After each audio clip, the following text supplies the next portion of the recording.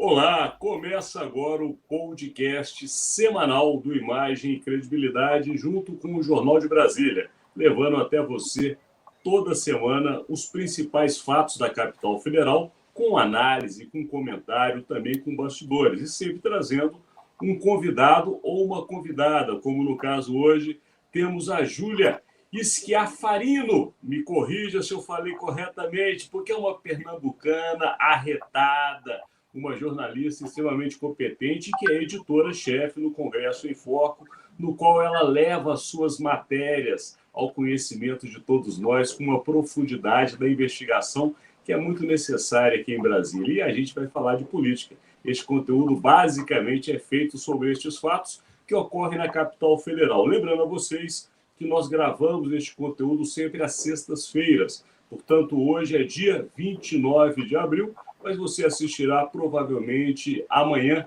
sábado, dia 30, ou quem sabe, já no 1º de maio. De qualquer maneira, mais um mês que vira, mas as confusões em Brasília não arrefecem, né, Rodolfo Lago? Não é? Sem dúvida. Sempre as emoções sempre a flor da pele aqui em Brasília, né? A flor da pele. Então vamos lá, Júlia, já te chamando para o campo para iniciar essa partida. A gente tem que começar com um assunto que, de fato, essa semana repercutiu em todo o Brasil. Foi a atenção de todos nós, sejamos jornalistas ou brasileiros cidadãos, porque o caso Daniel Silveira, ou o deputado Daniel Silveira, que acabou sendo condenado pelo Supremo Tribunal Federal por várias ações e atitudes consideradas como atos antidemocráticos, inclusive de afronta ao poder judiciário, inclusive, colocando em ameaças ministros da corte. Tudo isso levou a uma condenação que ficou muito sendo discutida sem grandes efeitos práticos. Por quê? Lembrando rapidamente o nosso seguidor e a nossa seguidora. O Supremo decidiu pela condenação do deputado, pela perda do seu mandato e pela inelegibilidade. O que acontece? Ele não foi preso porque o presidente deu perdão. Ele não perdeu o mandato porque a Câmara dos Deputados disse que quem caça mandato são eles, os congressistas. E a inelegibilidade virou uma grande discussão na qual alguns juristas falam que ela vale e outros falam que não vale. Final das contas, Daniel Silveira virou um símbolo no sentido de que a que ponto está a nossa democracia brasileira? E é com essa frase, Júlia, que eu jogo para você o início deste conteúdo e seja muito bem-vinda. Olá.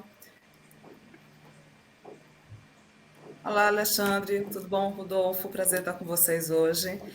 Então, eu acho que em que ponto está a democracia brasileira é uma pergunta que merece um belo de um estudo de caso. E o caso Daniel Silveira entraria como um bom exemplo disso.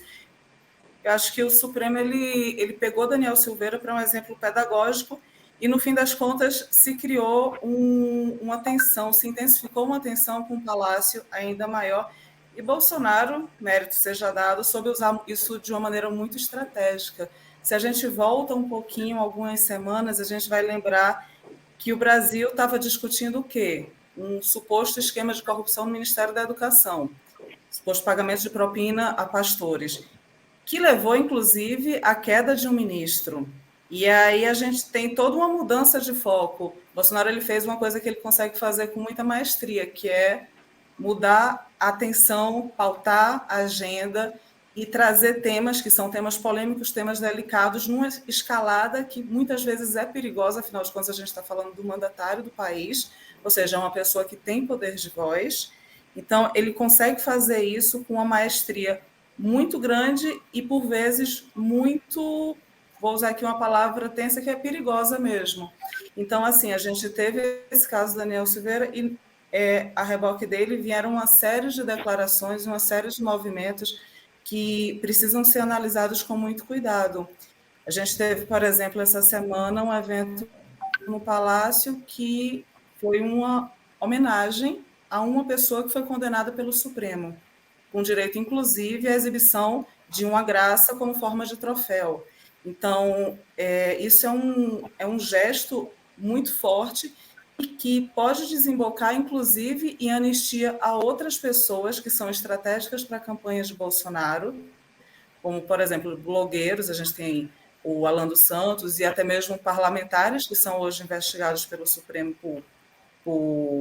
por atos também que contrariam o pleno exercício da democracia, e eles podem também pegar uma carona perigosa nesse movimento de Bolsonaro. Então, eu acho que o que a gente tem aí são 2 pontos que precisam ser observados. Um gesto do Supremo de agir de maneira pedagógica e uma reação do governo de agir de uma maneira antipedagógica, ou seja, peraí, não é tão assim, não é só você que manda, eu também tenho força. E, bom, eu acho que isso não pode ser observado como... Não pode ser tirado como um assunto menor. Ele precisa ser levado com a seriedade que tem que ser levada, porque o que a gente tem observado desde o início da gestão é uma escalada que cada mês, cada semana, surge com um fato novo e às vezes fica se perdendo e se esquece, e daqui a pouco é um outro fato novo, e a gente está em ano eleitoral, não é? Eu acho que você, Júlia, foi muito feliz, né, Rodolfo Lago, porque o Brasil, de fato, você pontuou, essa sucessão de escândalos, vamos dizer assim, acaba fazendo com que o último escândalo se torne menor do que o próximo. A história do MEC foi muito bem lembrada por você. Há 2 semanas atrás, inclusive, neste conteúdo, nós tratamos deste assunto. É um assunto importantíssimo, trata de uma área vital em qualquer desenvolvimento nacional, educação. Um escândalo que, como você lembrou, derrubou o ministro e hoje não se fala mais desse assunto. O assunto se chama Daniel Silveira, né, Rodolfo Lago? E mais do que isso, dentro do que a Júlia falou, eu queria complementar, porque se não bastasse tudo isso que a Júlia lembrou, inclusive o evento no Palácio do Planalto, eu quero ouvir sua opinião, Rodolfo, o que você achou daquele evento, mas ainda teve a escolha, ou a indicação, melhor dizendo, do deputado Daniel Silveira para algumas comissões importantes da Câmara, inclusive a própria Comissão de Constituição e Justiça, que é que trata justamente de algumas regras e até regulamentos que tocam diretamente as decisões da Suprema Corte que o condenou. E aí, Rodolfo Lago? Pois é, né, Alexandre? Vice-presidente da Comissão de Segurança Pública e titular da Comissão de Constituição e Justiça, né? É realmente uma balada muito perigosa, né? Porque o que vai acontecendo? É o risco de você produzir uma desmoralização de um dos poderes, né? A desmoralização do Poder Judiciário. O Poder Judiciário condenou uma pessoa, o presidente, então, concede o perdão, né? Concede a graça, né? Que, como a gente brincou aqui outra vez, não tem graça nenhuma, né? E aí gera esse desafio. Na sequência disso, você pega um deputado que, pela decisão do Supremo Tribunal Federal, estaria condenado, perderia o seu mandato, ficaria inelegível, e você coloca esse deputado como presidente vice-presidente de uma comissão, membro titular da Comissão de Constituição e Justiça, que trata justamente desses temas constitucionais, e gera essa situação, uma situação de total desmoralização, no sentido de dizer, o Supremo não manda nada, o Supremo fez, mas não valeu, né? Como a Júlia bem lembrou, fazendo um ato político de desagravo ao deputado no Palácio do Planalto, onde ele ostenta o tal do perdão como um troféu. Então, é toda uma situação muito perigosa, muito, muito complicada, né? A gente tem algumas informações, Alexandre, Júlia, que é sempre um prazer tê-la aqui, minha colega lá de Congresso em Foco, né, nossos amigos, nossos seguidores, a gente tem algumas informações de que o Supremo está, nesse momento, um pouco emparedado, sem saber direito como vai lidar com essas coisas, como irá reagir a isso. E aí não é nenhuma discussão acerca da questão jurídico-constitucional sobre se o presidente poderia ou não poderia conceder esse indulto, embora haja muita discussão com relação a isso. Mas é uma questão política mesmo, né? O Supremo reage, como é que essa reação vai gerar novas reações, novos capítulos, enfim. Qual é o melhor caminho? Se o melhor caminho é reagir, ou o melhor caminho é não fazer nada, ou ganhar tempo, enfim. Hoje o Supremo não sabe muito bem como reagir a isso, o que é, sem dúvida nenhuma, muito complicado. Agora, por outro lado, isso está gerando, só para a gente complementar aqui, algumas outras preocupações, Alexandre e Júlia, que são importantes a gente acompanhar. Eu tive informações aí de uma pessoa do mercado financeiro essa semana, dizendo que o mercado financeiro ficou muito preocupado com essa coisa e uma parcela dele já quer dar sinais ao presidente de que ele precisa tomar cuidado com isso, porque ainda que o mercado financeiro seja conservador, o mercado financeiro não é a favor de uma ruptura institucional, porque o mercado financeiro gosta de previsibilidade. E tudo que o Bolsonaro não está entregando nesse momento é previsibilidade.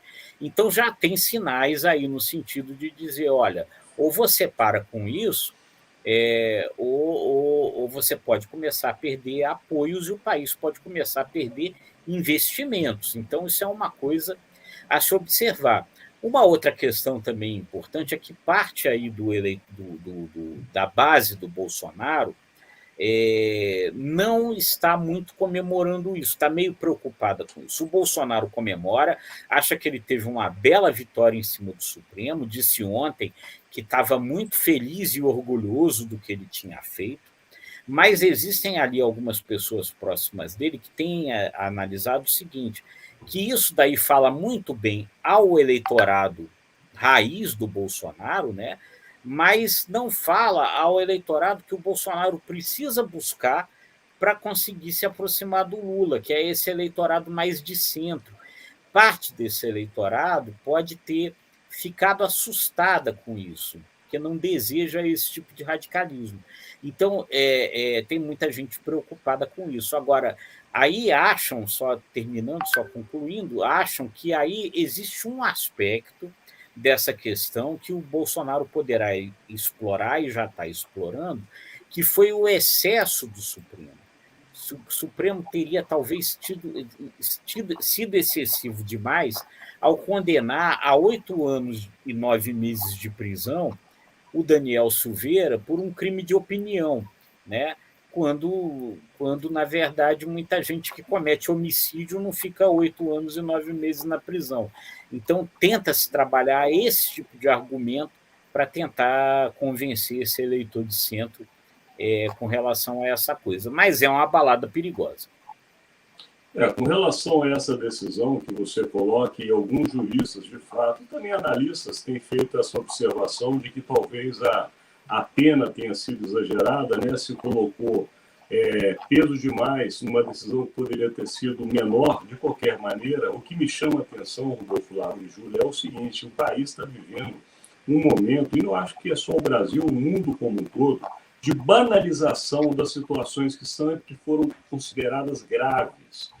Quando a gente vê, por exemplo, cobertura da guerra da Rússia da Ucrânia, um general russo, que eu não sei o nome, nem me preocuparei de saber, ele chega na televisão para falar o número de mortos do exército inimigo ucraniano que foram, naquele dia, tiveram baixa, como se fosse apenas nada. São 500 soldados que nós matamos hoje. É uma loucura. Então, no Brasil, aí levando para a questão dessa crise, porque se isso não é uma crise institucional, eu não sei o que é. Porque nós estamos vendo os 3 poderes da República brigando entre si. E um afrontando o outro em todos os momentos. É uma falta de respeito ao que no passado não se admitia. Ou seja, as coisas estão se transformando como um vale tudo, tudo é possível, tudo pode. Isso é muito perigoso, porque as regras que são feitas em Brasília, elas ditam o comportamento no resto do país. Então, os mandatários, sejam as pessoas da toga preta, sejam os parlamentares, seja o presidente com o seu governo, eles têm que entender que o que se faz nessa cidade acaba repercutindo no comportamento da população como um todo. Então, se você começa a rasgar todas as regras, jogar no lixo tudo que existe da convivência democrática, como é que isso vai estourar lá embaixo? Como é que vai ser no Rio de Janeiro, que a gente conhece tão bem? Como é que vai ser em São Paulo, Belo Horizonte e até aqui no entorno do Distrito Federal, que a gente sabe como a coisa está crescendo. Enfim, é uma observação que foge da política, mas ela vai para o comportamento, e é o comportamento humano que determina o comportamento do cidadão, o comportamento humano do mandatário. Mas vamos continuar na nossa pauta, que essa coisa mexe muito comigo, Júlia. Eu queria continuar nesse tema, até porque nós temos ainda que tratar de cenário eleitoral, mas vamos tentar fechar o caso do Daniel Silveira com uma análise que você conhece bem, que é Congresso Nacional. Como é que você está enxergando este caso dentro dos pares de Daniel Silveira? Ou como o Congresso Nacional está recebendo esse episódio da semana? Particularmente, o que eu estou vendo é que o Congresso recebeu com um belo de um tapete vermelho. Afinal de contas, um deputado ganhar 3 comissões de consistência não é pouca coisa, não. O Rodolfo destacou a Comissão de Constituição e Justiça, mas a gente também tem Educação, a gente tem a Comissão de Crime Organizado, se eu não me engano, sabe? Então, assim, são comissões muito importantes, que têm pautas muito importantes e muito sensíveis.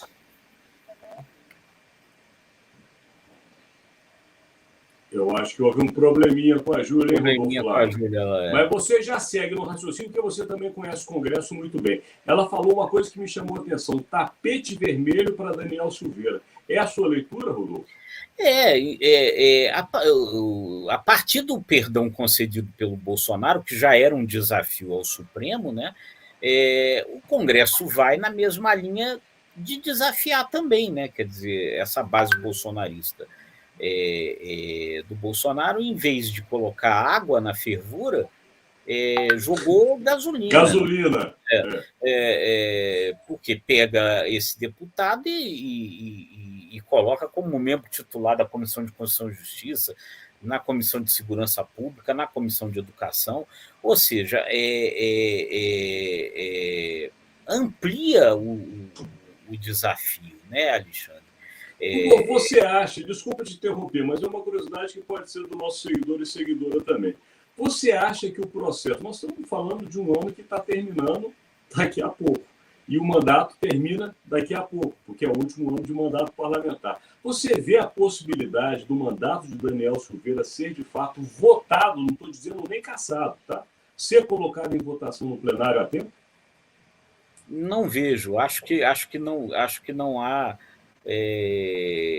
clima para isso. Seria uma solução se o Congresso fizesse isso, poderia ser uma solução, mas não há clima para isso, né? Na verdade, hoje você tem a Câmara comandada por um aliado do presidente Bolsonaro, que é o deputado Arthur Lira, do PP. Então, eu não vejo, né, quer dizer, uma saída por aí dessa crise, né? Quer dizer, se o Arthur Lira fizesse uma coisa dessa, o Bolsonaro ia para cima dele, o Centrão ia para cima dele, ou talvez até houvesse ainda esse risco, né, de acabar a Câmara não ratificando a determinação a decisão do Supremo, o que poderia ser ainda pior. Nossa, Júlia voltou aí, Alexandre. Júlia voltou. Uma pequena queda de energia, aqueles choques que apaga tudo e volta.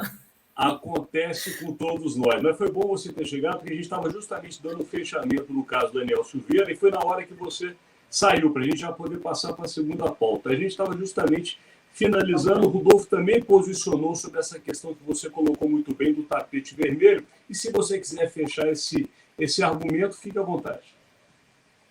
Não, tranquilo, eu acho que não ouvi, mas tenho certeza de que o Rodolfo complementou com maestria, mas eu acho que é isso, assim, o Congresso, ele lavou as mãos, inclusive todo presidente da Câmara quanto do Senado lavaram as mãos e disseram, não, vocês resolvem. Pelo menos eles se comprometeram em não pautar esse assunto no plenário, que já é um avanço dentro do corporativismo que a gente conhece do Congresso.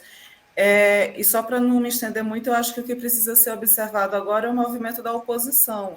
Então, vale a pena a gente ficar de olho em como que a oposição vai se portar diante disso, porque, enfim, Daniel Silveira é um deputado bolsonarista, mas a gente sabe que é uma casa que muitas vezes acaba diplomaticamente tendendo a um corporativismo. Então, qual é o tipo de embate que eles vão fazer, principalmente nas comissões que envolvem a ética? Eu continuo vendo com muita preocupação e alerta esse assunto, mas vamos passar para o outro, porque está na sequência casadíssimo, porque justamente se trata do nosso Brasil e de como o país ficará, que é o cenário eleitoral deste ano, que vai projetar quem será o vitorioso para governar o Brasil nos próximos 4 anos. Nós continuamos aí com essa polarização entre o ex-presidente Lula e o atual presidente Jair Bolsonaro, com uma possível terceira via que tenta aí se viabilizar, mas que até agora não chegou a nenhum momento de fato a conseguir chegar para vencer nessa disputa. E a gente tem, de fato, dois lados brigando e se assemelhando ao que ocorreu em 2018. Então, dentro desse cenário eleitoral, Júlia, eu tiro a bola do teu pé com todo a gentileza e passo novamente para Rodolfo Lago, para ele falar um pouco desse jogo eleitoral no Brasil e as movimentações desta semana. Está contigo, Rodolfo. Bom, Alexandre, a gente vê aí, talvez, duas estratégias diferentes nesse primeiro momento aí, nas duas campanhas, né, principais aí do Bolsonaro e do Lula, que, enfim, disputam de fato essa eleição, porque os demais candidatos aparecem bem atrás aí, de acordo com as pesquisas. O Bolsonaro, ele vem se valendo de uma vantagem que a reeleição dá, né, que ele pode fazer como prestações de conta de governo, coisas que, na verdade, são atos de campanha, né? Então, ele tem viajado muito o país, distribuindo, tem apostado muito nisso, e parece que é uma coisa inteligente nesse sentido de apostar, que é essa distribuição de títulos de regularização fundiária. Está distribuindo muitos títulos de regularização fundiária. Essa semana esteve no Pará fazendo essa distribuição, que é uma forma inteligente de você meio que calar uma base importante que o Lula tem, que é o Movimento Sem Terra, né? Que é o movimento a favor da reforma agrária, né? Ele tem feito muito isso, e muitas vezes que ele viaja, esses atos são antecedidos de uma motociata. Uma motociata não deixa de ser um ato de campanha, embora aí se mascare isso. A Justiça Eleitoral ainda não conseguiu determinar se isso pode, se isso não pode. O fato é que o Bolsonaro vem se valendo muito dessa vantagem que ele tem como presidente para antecipar, de alguma forma, a sua campanha. Em contrapartida, o Lula, que não tem como fazer esses atos públicos tanto enquanto a campanha de fato não começa, vai trabalhando a costura de alianças. E a gente precisa reconhecer que ele tem avançado de forma significativa nisso. O Lula, que lidera as pesquisas, vai formando um leque grande de partidos ao seu lado, né? Então, ontem oficializou o apoio ao Lula à Rede, e o apoio da Rede ao Lula significa o apoio do PSOL também, porque a Rede e o PSOL vão formar uma federação. No final de semana, o PSOL vai fazer o ato também de apoio ao Lula. Então, você tem Rede, PSOL, você tem o PSB já fechado. Ontem houve um outro evento reforçando, né, o apoio do PSB. O PCdoB, você tem o Solidariedade, já mais ao centro, fechado com o Lula, né? Então, o PV, você tem aí um grupo grande de partidos que já fechou essa aliança com o Lula. Então acho que o Lula isso é uma diferença grande nas estratégias, eu acho, nesse momento de campanha. Enquanto o Bolsonaro já antecipa a campanha, o Lula vai costurando esses apoios. E como ainda tem um bom tempo aí pela frente, né, essa estratégia do Lula pode dar algum tipo de resultado lá na frente, né? Além dos partidos institucionais, ainda tem os apoios regionais aí, não institucionais, de boa parte do MDB, principalmente no Nordeste, né? Então, ele vai fazendo essas costuras aí. Você chamou para um ponto que eu gosto sempre aqui de lembrar, Rodolfo Lago, que é a força da caneta, né? A história da distribuição de benesses é o poder da caneta que um presidente em reeleição de fato tem e usa. Mas você também lembrou a habilidade política do ex-presidente Lula, que é um animal feroz na política brasileira e que tem um cheiro também, um faro, melhor dizendo, que conhece muito bem como se articular. São duas candidaturas que, ao que tudo indica, serão as que vão disputar de fato a presidência, pelo menos até o momento, terceira via não há. Mas vamos ouvi-la, Júlia. O que você está achando nesse cenário, nessa movimentação que o Rodolfo trouxe para a gente nessa semana? O que a gente tem, na verdade, é uma tentativa de sobrevida de uma afirmação de terceira via, porque, na verdade, a gente está num processo de desconstrução dessa terceira via desde que o ano iniciou. Se a gente parar para pensar, a gente tem, de um lado, o PT tentando desmobilizar o MDB, principalmente no Nordeste, que é onde o MDB tem uma inserção, não digo inserção, mas o MDB tem uma ramificação muito grande no Nordeste, principalmente pelas prefeituras, porque a gente tem os caciques do MDB, a maioria é Norte e Nordeste. E, por outro lado, essa semana a gente teve um movimento de Bivá, que era o União Brasil, que Bivá, politicamente, ele não tem esse peso, mas a gente tem que lembrar que o União Brasil é quem tem o principal caixa dessa campanha. E a gente está vendo um movimento de desestabilização. Começou com o Bivá trazendo o Moro, tirando o Moro de cena, ocultando o Moro, e agora a gente não sabe exatamente o que é que o Moro vai fazer da vida. E aí a gente tem, mais recentemente, essa semana, o movimento de Bivá dizendo, não, chega dessa discussão de terceira via, eu vou ser candidato. E foi um assunto que veio à tona hoje, é que esse movimento de Bivá teria um iniciozinho, teria fonte disso lá no Palácio. Lembrando que Elmar Nascimento, ele controla, tem um pezinho lá na Codevasf. Então, assim, o governo estaria, isso foi um material que começou a ser levantado essa semana, até pelo Estadão, ele estaria trazendo essa conta para a União Brasil. Então, peraí, olha, não vamos atacar tanto não, porque vocês têm parte aqui nesse governo. Então, assim, o que a gente vê é essa desestruturalização. Então, PT tentando minguar a MDB, governo tentando minguar o União Brasil, e no meio a gente tem o PSDB que se mingua sozinho, é que nem tem um funk que diz que, como é, eu sozinho coloco minha vida em perigo. E a gente tem um PSDB que, assim, Dória lá lutou para conquistar o partido, esvaziou o partido dos cabeça branca, que chamam, não é isso? Vocês me corrijam se eu estiver errado. E a gente tem um PSDB totalmente desconfigurado, agora que está ali no meio, não precisa de ninguém, ele está fazendo sozinho por ele. Sabe? Você chama... Sim, diga. Desculpa, eu, vai lá. Não, mas aí é isso, assim, e acho que o único que ainda tem uma sobrevida, apesar de não conseguir avançar e ser um especialista em aparecer de uma forma que não converte voto, é Ciro, né? Ontem a gente teve Ciro na feira, que o Rodolfo até brincou antes, na Feira Agro, que é um terreno altamente bolsonarista brigando por Bolsonaro. Aí eu estava olhando o Twitter de Ciro hoje de manhã, e aí eu resgato, eu não vou saber dar o crédito para quem fez esse comentário, mas eu achei curioso, que a pessoa disse assim, escreveu lá no post, Ciro tentando se justificar no Twitter, a pessoa escreveu embaixo, eu gosto muito dessas suas atitudes, não servem para presidente da República, mas são ótimas para entretenimento. Então, assim, isso dá uma pequena dimensão do fator Ciro aí no meio, que eu acho que era quem teria essa possível colocação como uma terceira via, mas não está conseguindo se inserir.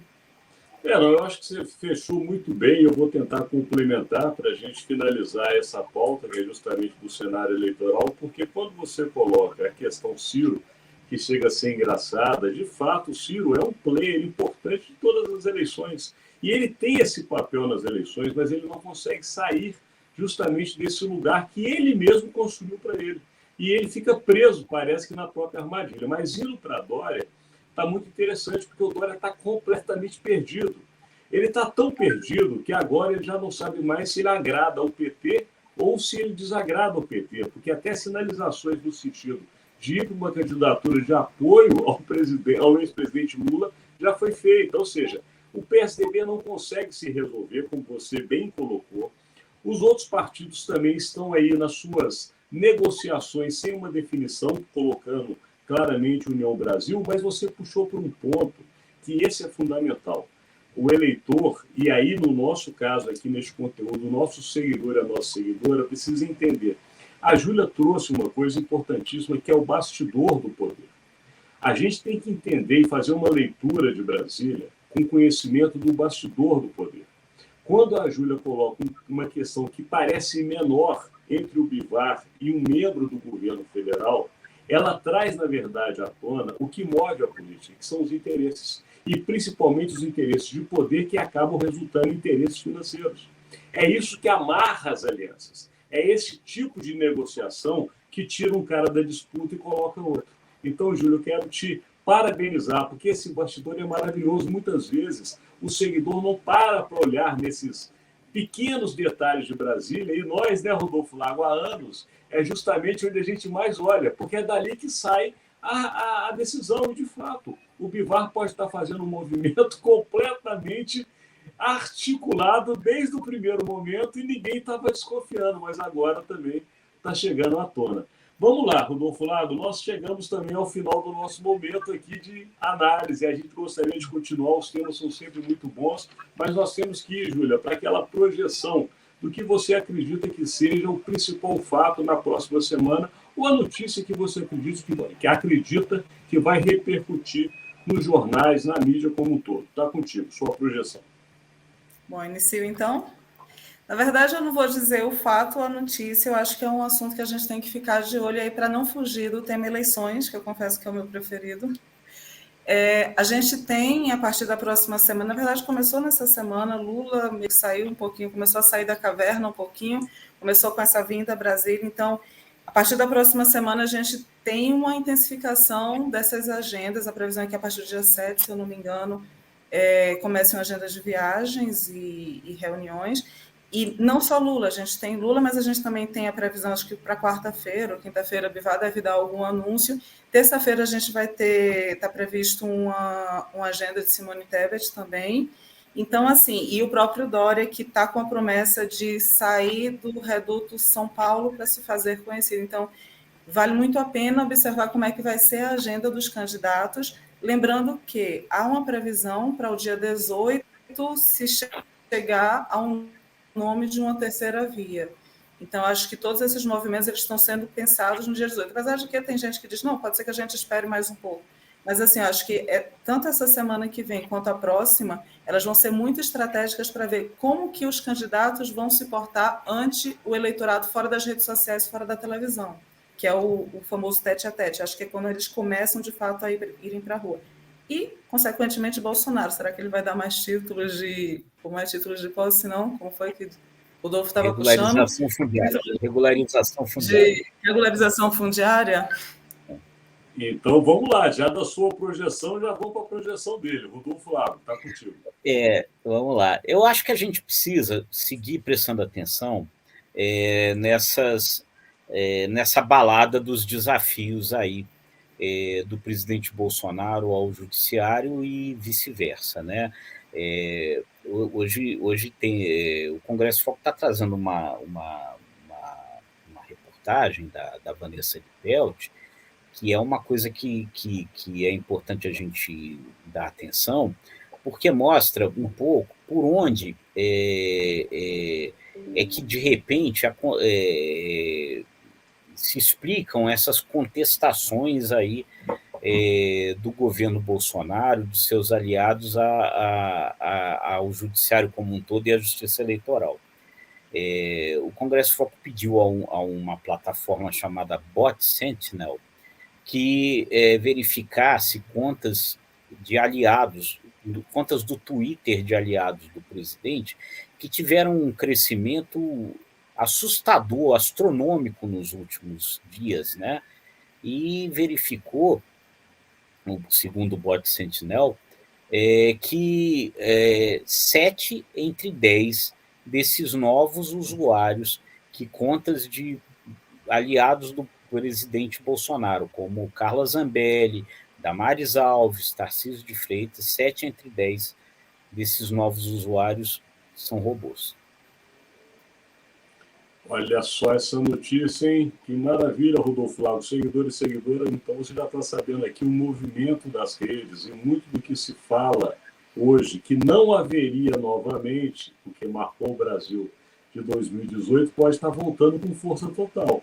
Os robôs e rede social. Que loucura, Rodolfo Lago. Obrigado aí pela essa notícia e parabéns à Vanessa. Eu vou numa projeção que continua neste mesmo assunto, porque eu acho que o Supremo Tribunal Federal não vai deixar barato a questão do que aconteceu com a decisão, ainda que tenha sido vamos dizer assim, num tom mais forte do que poderia ser. Foi uma decisão do colegiado do Supremo Tribunal Federal e é uma decisão que tem que ser respeitada. Quando o parlamento diz que não vai cumprir a perda de mandato e o presidente faz um evento no Palácio do Planalto para justamente mostrar o efeito da sua benesse ou da graça, o Supremo se sente acuado, mas não se coloca numa situação de temor àquela corte. E hoje, o ministro Alexandre Moraes, nesta sexta-feira, lembrando a vocês que nós gravamos o conteúdo, já disse que tem que se diferenciar muito bem o que é liberdade de expressão do que é agressão. Portanto, o Supremo vai nessa linha, e de fato existe uma linha tênue, mas que cabe ao Supremo Tribunal Federal como Corte Suprema definir. E se o Supremo definir que a linha tênue é justamente o que fez o Daniel Silveira, não só ele, mas outros parlamentares podem entrar nesse rolo, ou seja, a crise pode crescer ainda mais. O meu olhar e a projeção fica justamente ali para o Supremo Tribunal Federal. Chegamos ao final deste nosso conteúdo, já sempre com o tempo estourado, agradecendo e muito a presença de Júlia Schiafarino, esta pernambucana. Que bom, editora do Congresso em Foco, junto aqui comigo e Rodolfo Lago, para levar até você a análise do que acontece em Brasília, lembrando sempre que este conteúdo, assim como outros conteúdos, estão sempre disponíveis no canal do Imagem e Credibilidade no YouTube, que é o ICTV. Nós também temos os conteúdos no nosso site, que é o site do Imagem e Credibilidade, e, claro, no site do Jornal de Brasília, onde, além deste conteúdo, você encontrará muitas informações, não só sobre o poder, mas também sobre a cidade, que é a capital federal do Brasil. Lembrando também que estamos nas redes sociais e, claro, no Spotify, para que você, não podendo ver isso que se chamou agora convencionalmente, né, Rodolfo Lago, de videocast, continua sendo o velho e bom podcast. Você coloca no ouvido e sai fazendo a sua caminhada, passeando com o cachorro, vai para a praia, quem pode, enfim. Faça o que quiser, mas nos leve junto com você. Informação de qualidade que estaremos novamente na próxima semana. Mas lembrando, antes de encerrar, que Rodolfo Lago diariamente traz essa informação em pílulas menores com uma análise do fato do dia no JBR News, de segunda a quinta-feira. Um abraço a todos vocês. Obrigado, Júlia. Rodolfo, faça as honras desse encerramento. Um abraço. Júlia, obrigado. Prazer enorme ter você aqui com a gente. A gente agradece demais aí a audiência de todos. Uma boa semana. Obrigada também, gente. Prazer.